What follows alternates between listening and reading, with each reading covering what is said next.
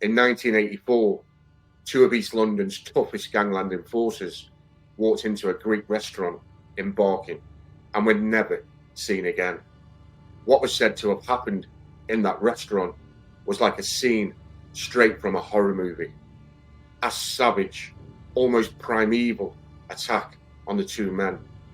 Ceremonial swords carving them up. Begs of mercy and the Lord's Prayer.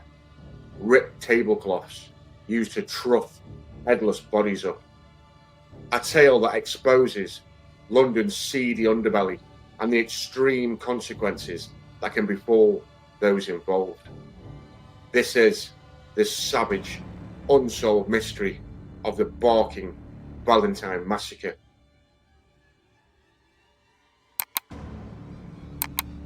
The two men who vanished that night were David Elmore and Jimmy Waddington, two well-known faces in East London, hard men. Elmore's stronghold was Barking. Back in the mid-1970s, Barking and Dagenham sat right on the fault line between London and Essex. Dagenham was a sprawl of post-war council estates, built for Ford workers and their families. A tough, working-class town where respect was hard-earned. Elmore ran protection rackets on several pubs and clubs and based himself out of the brewery tap. He held lock-ins at the Westbury Arms, where faces from across East London would drink, deal and settle their business long after closing time. He mixed with crews from Canning Town and had links stretching deep into Essex.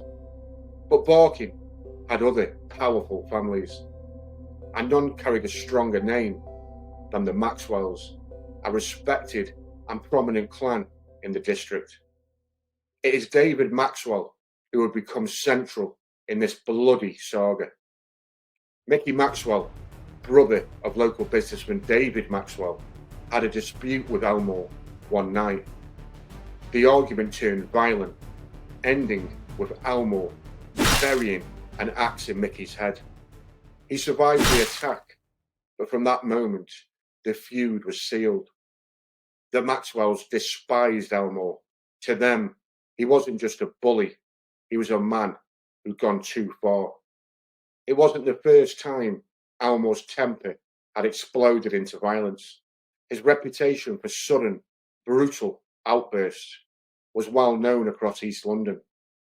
One witness remembered a night in the brewery tap, Elmore smashing a man over the skull with a fire extinguisher, leaving him spark out on the floor. Then, without a word, he calmly went back to his drink. People feared Elmore, some hated him, but the question remained, who hated him enough to want him gone for good? James Jimmy Waddington was cut from the same cloth as Elmore, a hard man from Barking, a few years older and just as ready when trouble came knocking. Together, they made a fearsome pair. That afternoon, they'd been drinking their way through their usual haunts. Their final stop was the Hope on Gascoigne Street. Around 11 p.m, they left the pub and headed up to Station Parade toward the Cali restaurant, a small Greek place they often used as a late-night watering hole. It was the last time either man was seen alive. Behind the bar that night was Brian Wilson. When police later tracked him down, Wilson was arrested, then released after giving an account detectives believed. He said the two men had come in just before closing, the only diners left in the place. Moments later, two others entered, both armed with long ceremonial swords. The attack, he claimed, was swift and merciless.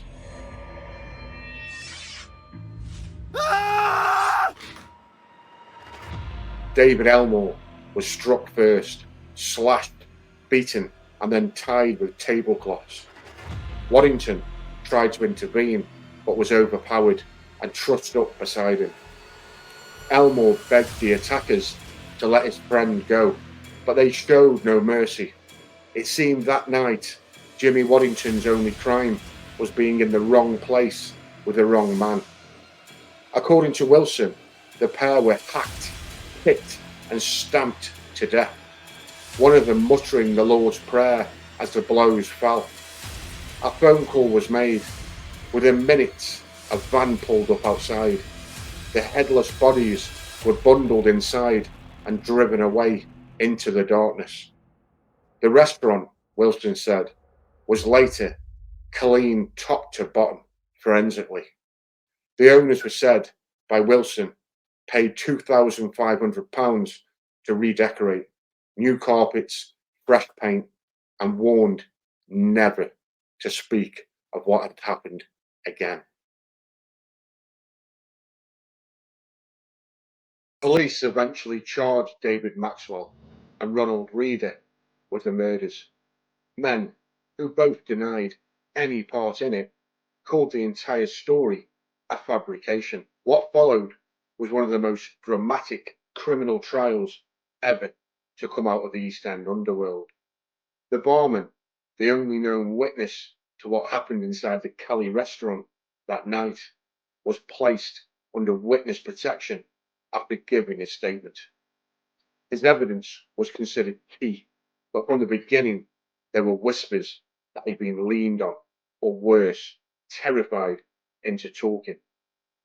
When the case finally reached court, the dock was occupied by David Maxwell and Ronald Reeder, a face with deep underworld connections. The prosecution alleged the pair were behind the disappearance and murder of David Elmore and Jimmy Waddington.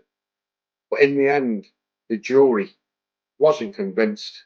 After weeks of conflicting testimony and missing physical evidence, both men were cleared of all charges.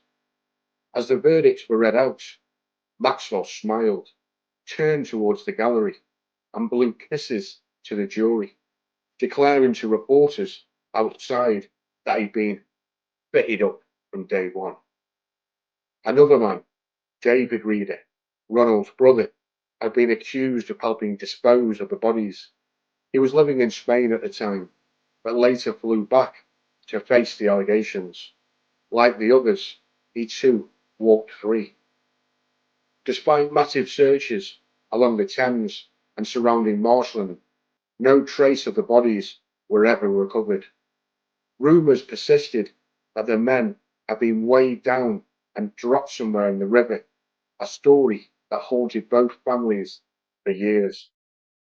Then, in 1985, came a twist so grotesque that even seasoned detectives were left shaken. Two human skulls were hurled against the gates of an Essex police station in the middle of the night. Bits of teeth and tissue still clung to the bone.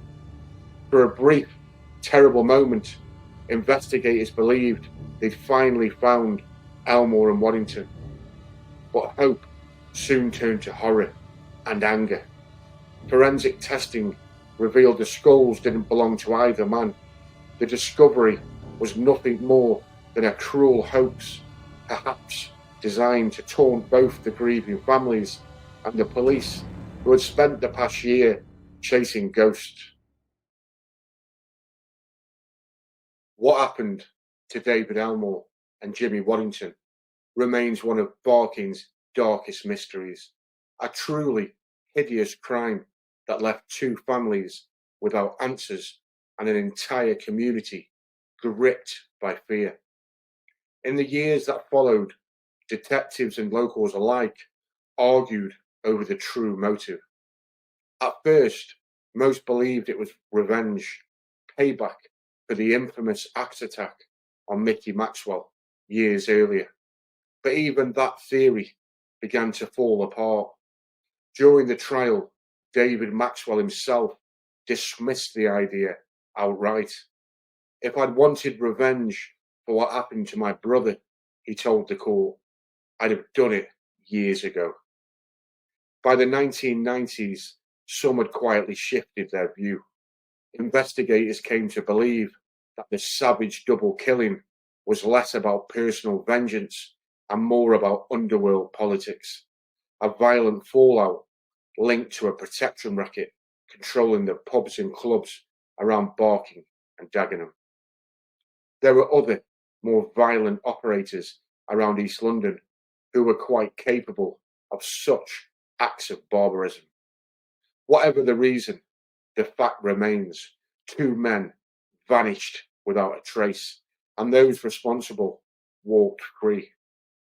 The case stands as one of London's most chilling reminders of an era when bodies were made to disappear quietly, efficiently, and without mercy. Today's new generation of villains seem to wear violence like a badge of honor, leaving their victims in the street instead of them vanishing without a trace. My condolences go out to the families involved. I'm interested to hear my viewers' thoughts or memories of this case in the comments. Please like, subscribe, and share to support me in bringing you more hard-hitting gangland stories. With that being said, from Britain's on the Enquirer, out.